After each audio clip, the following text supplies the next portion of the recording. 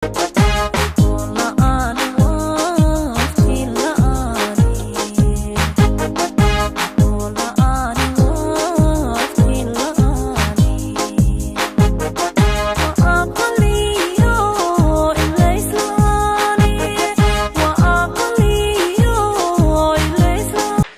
الله الرحمن الرحيم كلنتي وعن السلام عليكم ورحمة الله وبركاته كسر دوادا بايو أكاديمي ما أنت أدوالد إن شاء الله تعالى ومالين كلا أو كم إذا مالمه بايو أكاديمي أكاد نجلس عطان ويوتيوب جانر كنا بايو أكاديمي يفيسبوك بيج كنا بايو أكاديمي مركل كسر دوادا بيج كنا ما أنت أدوالد إن شاء الله تعالى وحب رابي دونا فصل كم إذا فصل هذا دكسيك السرع وفصل ككوبات أما فصل كلوية قانون فصل كسيارات فومن هادو الله إن شاء الله تعالى وحن كبلابي دونا مادة فيزيكس كا عشر كنا كوبادا ما انتقالين هادو الله إن شاء الله تعالى وحيد سو غارسينا يا مسكين كي أحمد مؤمن علي أرددا دمان دوكسيغا سرع سيجار أرددا فصل كفومان وحرجينا إن شاء الله تعالى عشرة إن كفيدي سدونتان وأتجرسي دونتان أرددا سوماليات جودهان سي دمان أرددا سوماليات وجوده فايدسان فضلا شرقرة يوتيوب جانل كنا سيدو كلا بيج كنا شرقرة وأتكم عشان تاي دعوشة هذه لسعد كاغا جبتر كنا كوباد فصل كفومان وحقوق سيا وحلوية قانون introduction to physics أما الرعكو سابسن مادة physics كا أرديغا أدوى الله إن شاء الله تعالى فصل كان فومان مركو دمايا وحلقة ربا physics كا يمكن يسوق concept أدوين مادة physics كا عميد كميدة مادوين كا مهم سن لغو برتو دوكسيغا ساري عشر كان ما أنت حقوق عدونا إن شاء الله تعالى أفرتان قضب إن قيحي كرنو مادة physics كا sidoo kale inaan xiriiri karno maadada physics-ka iyo maadooyinka kale sida biology-ga chemistry-ga xisaabta iyo maadooyinka kale ee jira dunida sidoo kale inaan sheegi karno branches of physics ama laamaha physics-ka uu leeyahay laamahaas inaan ablaableyn karno oo aan kala saari karno inta aan ka hadlin physics marka hore waa inaan isku soo xirnaa waxaan ku soo barnay dugsiga dhexe oo ahaa science iyo maadada maanta aan baran doono physics ah. The word science is derived from Arabian science waxaa laga soo dhalandhiriyay ama laga keenay asal ahaan Latin word eray Latina oo macnihiisu yahay scientia which means macna ahaan oo la mid ah knowledge aqoon ama garasho. Therefore sidaa darteed science means to know. Science macnihiisu maxaa waaye waa cilmi ama waxbarasho ama aqoon. Science refers to waxaa loo xiliyaa science inuu yahay system of acquiring knowledge hab lagu helo aqoon ama garasho lagu helo. This system uses habkaasi wuxuu isticmaalaa marka science inta badan wuxuu isticmaalaa laba tilaabo ugu muhiimsan. Tilaabta koowaad waa observation in the end la soo sameeyo kadibna la sameeyo waxa loo yaqaan experiment oo ah tijaabo. inta kadib experimentiga waxa ka soo baxay waxa uu aqoonsan doonaa inay tahay theory cusub ama aragti cusub. To describe si loo qeexo waa loo isticmaalaa observation iyo experimentiga to describe si loo qeexo explain loo sharxo the natural phenomena waxa loo yaqaan daahirooyinka dabiiciga ama waxyaabaha uu alla sameeyay ee naturalka ah. Science is important. Science waa muhiim because maxaa yeelay practice wuxuu saameeyaa most aspects of our everyday life. dhammaan inta badan nolol maalmeedkeena caadiga ah ayuu saameeyaa including ay kamid yihiin food cunada, energy tamarta, medicine daawada, transportation iyo isgaarsiin gaadiidka. dhammaan science-ku uu saameeyaa. tusaale haddii sanadkan ama gugan la tacbaayo nooc kamid ah dalagyada laga tacbo dhulka waxaa u baahan tahay in aqoon dheeri ah u leedahay nooca cunto ee ku habboon ama nooca dalag ee ku habboon xilliga qabowga, xilliga kuleelka, xilliga roobku badan yahay, xilliga roobka yar yahay. dhammaan waxay u baahan yihiin aqoon u baahan yihiin. energy tamarta sidoo kale tamartu waxay leedahay qaybo kala duwan. renewable energy tamar cusboonaata iyo mid aan cusboonaanin, heat energy jirto iyo noocyo aad u badan ay leedahay. dhammaan waxa lagu daraasayaa marka science-ka. daawooyinka kale waa mid kamid ah waxyaabaha nolosha muhiimka u ah. qofku markuu xanuunsado wuxuu u baahan yahay daawo. si daawadaas loogu helana waa inuu science jiraa ama garasho ay jirtaa oo aqoon ay jirtaa. transportation gaadiidka waxaa tusaale ugu cad ee loo soo qaadan karaa shalay awoowayaasheen waxay isticmaali jireen cagahooda markay rabaan inay safraan. maanta se waxaa isticmaalnaa gaadiid aad u dheereeya sida gawaarida, diyaaradaha iyo wixii la midka ah. Science improves. Science-ku wuxuu sare u qaadaa human life nolosha bini'aadamka at every level heer kastoo la joogo from individual qof to global issue iyo heer caalami oo dadka guud ahaan. Science-ku wuxuu hore u qaadaa horumarinta bini'aadamka noloshiisa guud ahaan. Classification of science ablaableynta science-ka Science can be classified into two groups. Science ka waxaa loo ablaableeyaa laba kooxood oo waaweyn waxayna kala yihiin biological science science-ka nooleed iyo physical science science-ka dhuleed labadaas loo qaybiyaa. Biological science waxaa la marka this is the science kani waa cilmiga ama science-ka we deal with kaasoo la xiriira the study of living things barashada waxyaabaha nool anything or living thing shay kasta oo noole barashadiisa wixii la xiriiro waxaa loo yaqaanaa biological science. Tusaale ahaan animalska, people-ka, plants-ka iyo qaybaha kale nooleyaasha oo ku arki doontaan biology-ga waxaa loo yaqaanaa biological science. qaybta labaad waxaa loo yaqaanaa marka physical science science-ka dhuleed this is the science kani waa science-ka we deal with kaasoo la xiriira the study of non-living thing ma nooleyaasha la xiriira kan. Physical science ka u baahanaa maanta waxaa marka physical science anaga kama hadli doono biological science waxaan u baahanaa oo ka hadli doonaa waxa loo yaqaano physical science. Physical science maxaa la marka science-ka dhuleed now called physics waxaa ka mid waxyaabaha physical science-ka maanta physics-ka maadada hadda baranayno chemistry-ga maadada chemistry-ga astronomy-ga maadada loo yaqaano cirbixiyeenka oo lagu barto waxa la xiriira cilmul falaga ama xidigiska waxa la xiriira geology-ga maadada la xiriirta barashada dhulka iyo qolfoofta dhulka iyo waxyaabaha uu ka samaysan yahay. Scientist qofka science-ka barto magacu leeyahay jirta marka waxa loo yaqaanaa scientists saynisyahana loo yaqaanaa scientists saynisyahanadu people waa dadka trained in science kuwaasoo barta waxa loo yaqaano science-ka and who practice the knowledge of science inta badan dhaqan geliya aqoonta science-ka ama maadadan loo yaqaano science-ka inta badan isticmaala. The technologyada jirta dunida maanta the application of scientific principle waa dhaqan geliyay waxa loo yaqaano scientific principles xeerar cilmiyeed oo la dhaqan geliyay waay. Most of the technologies inta badan technologyada of our modern society ee bulshadeena casriga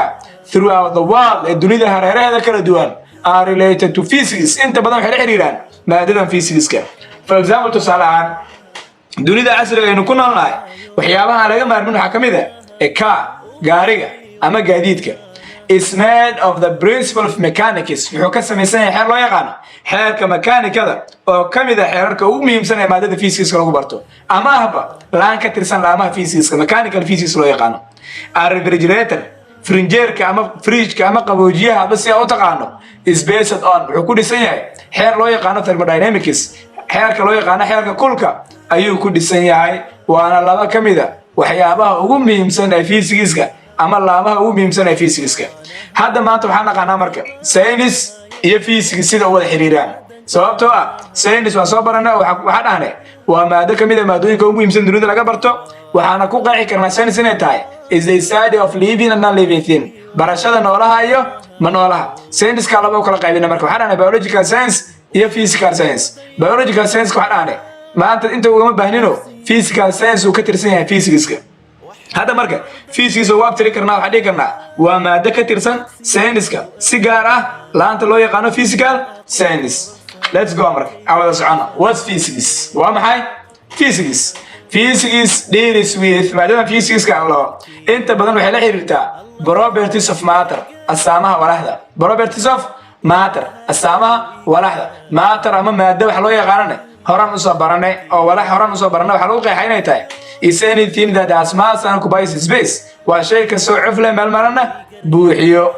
Matter-ka marka asaamaha uu leeyahay maado la xiriirta waxa loo yaqaanaa physics-ka. For example tusaale ahaan it talks about maadadan physics-ka loo yaqaano waxay ka hadashaa how dense and elastic matter is walaxdu elasticity-geeda ama dabacsanaanteedu intee la eg tahay ama density-geedu walax cufkeedu badan yahay ama walax cufnaanteedu yar tahay waay. It deals with sidoo kale maadadan physics-ka waxay la xiriirtaa external behavior of matter hab dhaqan dibadeedka walaxdu ay leedahay. For example tusaale ahaan how a matter behaves walaxi sidee u dhaqantaa how matter behaves walaxi sidee u dhaqantaa when force is applied markii xoog lagu maxaa la taabsiyo ama la xiriiriyo when force applied on it markii xoog la geliyo walaxi sidee u dhaqantaa. Tusaale kale miis meel yaalo oo walaxa haddii xoog la geliyo oo la riixo ama la jiido sidoo noqdaa waxa ka hadla waxa way physics-ka. It also deals sidoo kale maadadan physics-ku waxay la xiriirtaa with the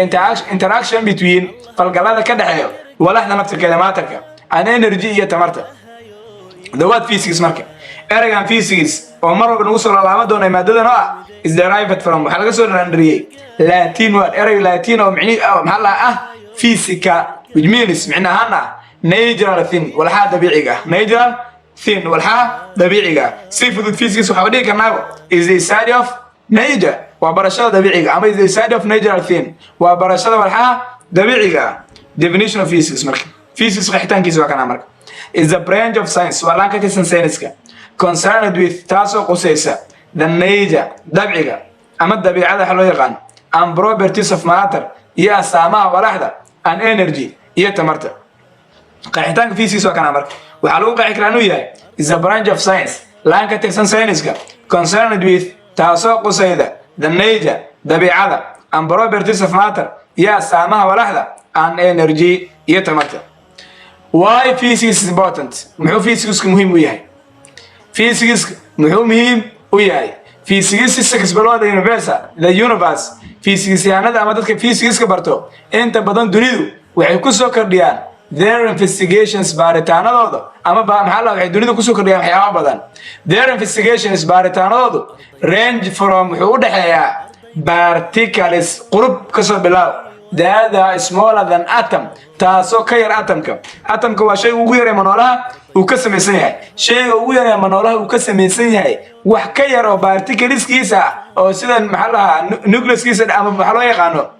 buudiisa waxa ku jira proton iyo neutron ayuu ka hadlaa physics-ka. To ilaa ma laga gaaro isaas xidigaha waaweyn that are millions and millions of kilometers away kuwaasoo malaayiin iyo malaayiin kilometer ka fog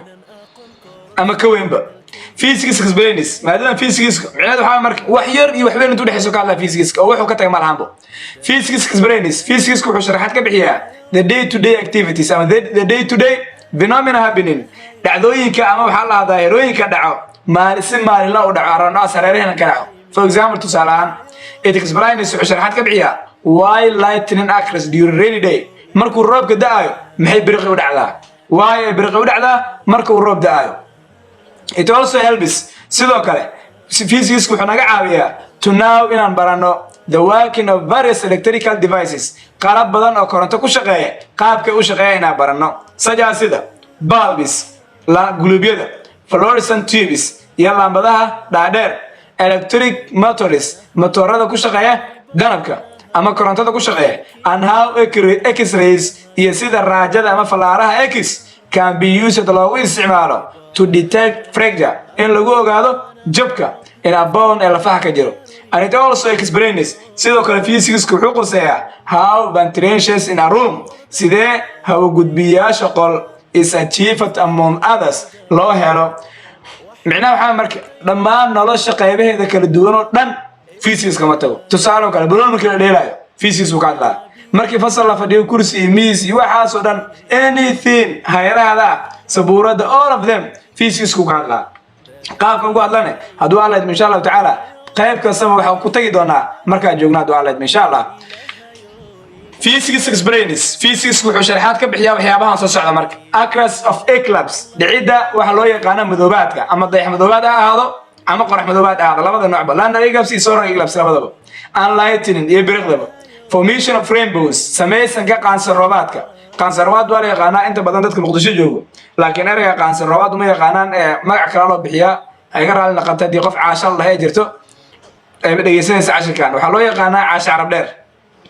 Formation of shadows samaysanka harka hadii maxaa la light uu imaado ama ilays uu imaado waxa samaysma hoos ama waxa loo yaqaan har qaabku hoos ku samaysma physics ku hadlaa. Sidoo kale wuxuu ka hadlaa across of sea tides waxa loo yaqaan filida badda ay samayso marna way sikataa marna way soo laabataa badda tides waxa loo yaqaan ama mad waxa loo yaqaan ay u ka hadlaa physics-ka fidsamada badda ay samayso iyo qaybo kale oo badan ayuu physics-ka inta badan ka hadlaa. waxa ka soo gudbina marka inaan physics qeexnay waxa inoo dhima marka branches of physics laamaha physics-ka. Physics has two main branches wuxuu leeyahay laba laamood oo waaweyn qaabab kala duwan loo qaybiyaa laakiin buugan waxa uu dhigay laba laamood bis mid waxa loo yaqaan classical physics physics-ka duuga classical physics waa physics-ka duuga waa physics up to 1980 waa physics-ka la isticmaali jiray intii ka horeysay 1900 intii ka horeysay is considered inuu yahay waxa loo tixgeliyaa inuu yahay classical physics jugal tixgaliya inuu yahay. It is main subdivision waxa loo sii qaybi karaa kaas qaybo ay kamid yihiin mechanics qaybta loo yaqaan mechanicada waa is a branch of physics laan ka tirsan physicska dealing with taasoo la xiriirta motion socodka and forces iyo xooga producing motion kaasoo ka dhasha socodka waa xooga iyo socodka xooga oo soo saaro waxyaabahaas oo la xiriira waa mechanics sidoo kale waxa jirta laan loo yaqaan optics waa inta la xiriirta aragga optics waa laan la xiriirta wax loo yaqaan aragga is a branch of physics waa laan ka tirsan physicska that deals with light taasoo la xiriirta ilayska and its production iyo tarantiisa ama waxa ka dhasho hallan waxa ku sheegaynaa tahay classical physics duuga modern physicska casriga this is 20th century physics kan waa physics qarniga 20aad wixii ka dambeeyay it is main subdivision include waxyaabaha uu ka kooban yahay waxa kamid ah solid state physics ka adkayaasha xaalada adka loo yaqaan is a branch of physics waa ka tirsan physicska we deal with taasoo la xiriirta the structure qaab dhismeedka and properties iyo astaamaha of solid materials walxaha adag sidoo kale waxaa jirta laan kale ka tirsan loo yaqaan atomic physics ka tamada loo yaqaan is a branch of physics waa laan ka tirsan physicska we deal with taasoo la xiriirta the structure qaab dhismeedka and properties iyo astaamaha of atomada and its radiation iyo kaaheeda atomka iyo kaahiisa waxa loo yaqaan qaab dhismeedkiisa iyo astaamihiisa halka lagu bartaa adwaaleed insha Allah taala laama kale oo modern physics way jiraan laama kale oo classical physics way jiraan relationship between physics and other subjects section kan qaybtiisa ugu dambeysay waxa saddex qayb ka koobnaa qayb waxay aadna physics sheegno physicsna laamihiisa kala saarno sidoo kale inaan maadooyinka la xiriirno waxa baranaynaa marka relationship between physics and other subjects xiriirka ka dhaxeeya maadada physicska iyo maadooyinka kale physics does not only relate physics ku kaliya lama xiriiro the two science subjects labada maadada kale ee dugsiga lagu barto science-ka biology iyo chemistry bis lama xiriiro sidaan ognahay inta badan dadka waxay xiriiriyaan biology chemistry physics waxa isku dhaca science oo kulligood marka physics biology chemistry kaliya lama xiriire but also enjoys a relationship sidoo kale wuxuu leeyahay xiriir with other subjects maadooyinka kale for instance sidoo kale waxa la it is the foundation wuxuu yahayba asaaska of technological development horumarka tiknoolajiyad in any country ee wadanka saga jiro physics waxa laabo tiknoolajiyada horumarkeeda waxa base waa ama asaas waa maadada physics-ka wadanka soo dunida jira ee maanta horumar tiknoolajiyada ka gaaranay wuxuu ku tiirsan yahay maadadan physics-ka physics and mathematics xiriirka ka dhaxeeya physics-ka xisaabta marka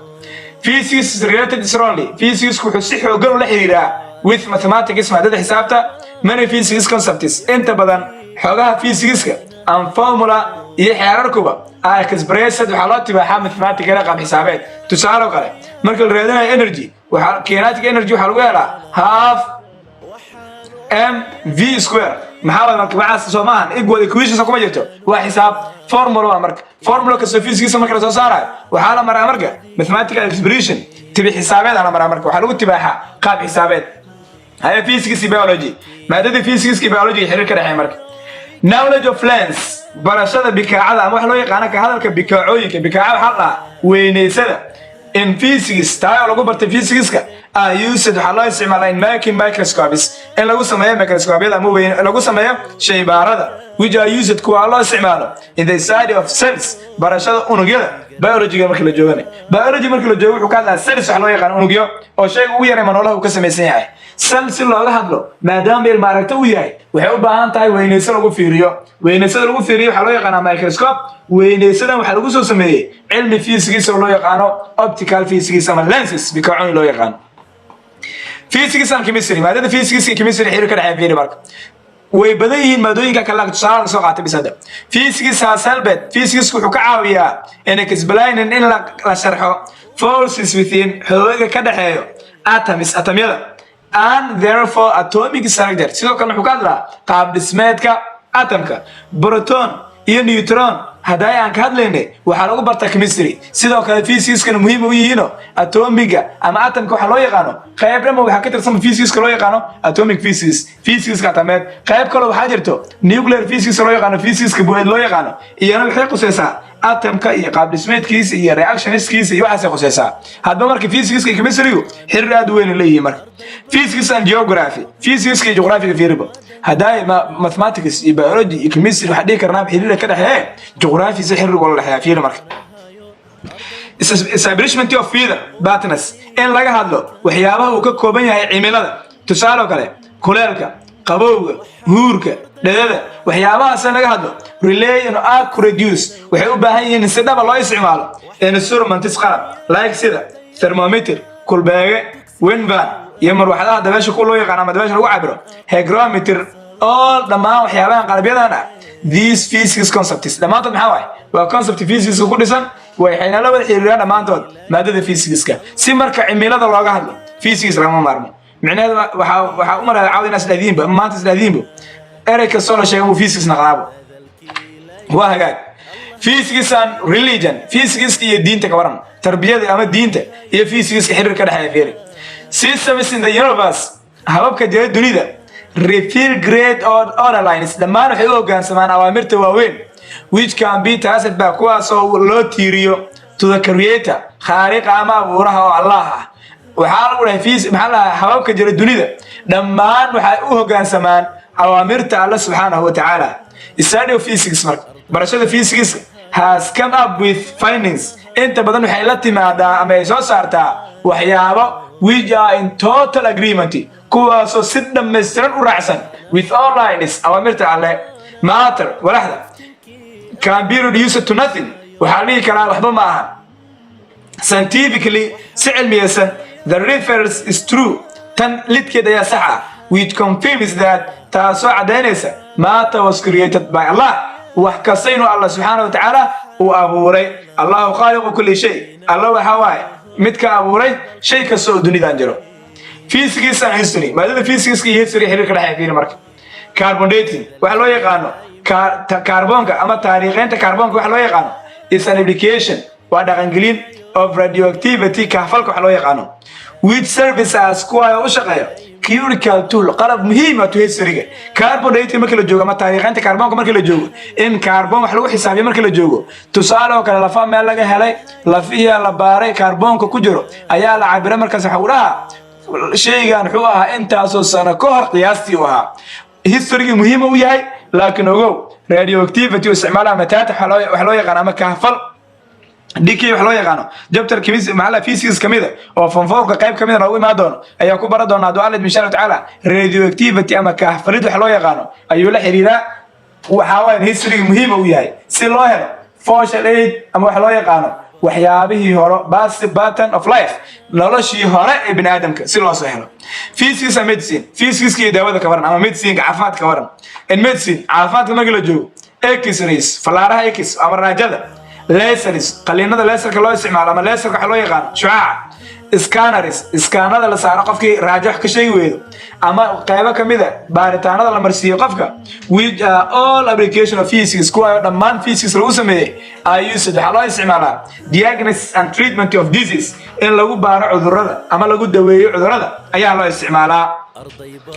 physics and communication physics iyo isgaarsiinta ka waran haddii meelihii kale oo dhan ay soo gashay isgaarsiinta xigta ku jirta physics fiir mar satellite waxa la isgaarsiinta dunida maanta waxa ay isticmaasho qalab yaalaha wada sare ka oo isku xir sameeyo connection sameeyo satellite communication isgaarsiinta satellite-ka internetka fiber optic oo internetka casriga ah maxalla miiqada fiberka all application dhamaan maxaa waay waa dhaqangelino ama waxyaabo la isticmaalay oo ah dhamaantood requires u baahan yihiin strong foundation wuxuu u baahan yihiin aasaas adag on physics ka physics ayuu u baahan yihiin physics and industrial application physics ka fiir marka iyo warshadaha in the area of defense marka la joogo difaaca physics has many applications physics wuxuu leeyahay qalabyo badan sida waa balance waxyaabaha loo isticmaalo dagaalka iyo LGB-ga laser guard bombs bambiye maxaa lahaa bambooyinka lagu hago laserka dhammaantood maxaa waay high level of accuracy jiritaankooda aad u badan yahay maanta maadaama dunidu ay tahay dunia casri hub casri lagu dagaalamo physics marka any field wuxuu u yahay muhiim that's why aan dhahaynaa maadada physics waa maado muhiim ah waxaad ku mahadsantihiin daawashada cashirkeena waxaan idin rajaynaynaa dhammaan ardayda Soomaaliyeed guul Bio Academy hadii goor waxay idin leedahay guuleysta insha Allah ta'ala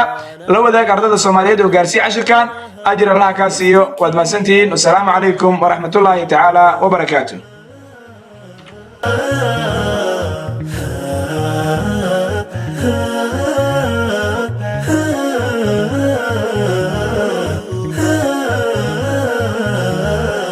أرضي بانها يو أرضي بانها